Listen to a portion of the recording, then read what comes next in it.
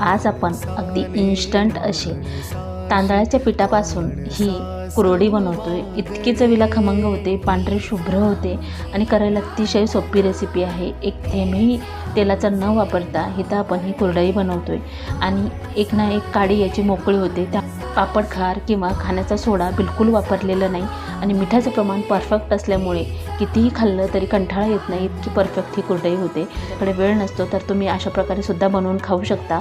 गव्हाच्या कुरडईपेक्षा सुद्धा चवीला खमंग अशी लागते आणि लहान मुलाचं स्नॅक्स मात्र नक्कीच होतं। 2 दिवस छान अशी सुकवून घेतलेली आहे, तर याची एक ना एक काडी अशी सेपरेट झालेली आहे आणि दिसायला सुद्धा बघा वाटणार नाही की आपण तांदळाच्या पिठापासून झटपट कुरडई बनवलेली आहे। इतकी परफेक्ट झालेली आहे।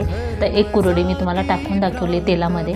कुरडई तळताना सुद्धा ना थोडीशी गरम झाली की पलटून घ्यायची, परत थोडीशी गरम झाली की पलटून घ्यायची। असं केलं ना तर सपई अशा कुरडई होत्या, तसं वाटीसारखे वगैरे होत नाहीत, एकसारखे प्लेटामध्ये दिसतात आणि अशा प्रकारे बघा एकदम सुरेख आणि मस्त। त्यामुळे थोडंसं ना मी 2-2.5 जेड्याची कुरडई म्हणजे करते, का तर ना दिसायला ती खूप सुरेख दिसते, एक ना एक काडी सेपरेट दिसते बघा। आणि कुरडईची रेसिपी नक्कीच तुम्हाला सुद्धा आवडली असेल तर गव्हाचे चिकची कुरडई सुद्धा फेल होईल, इतकी परफेक्ट ही कुरडई झालेली आहे।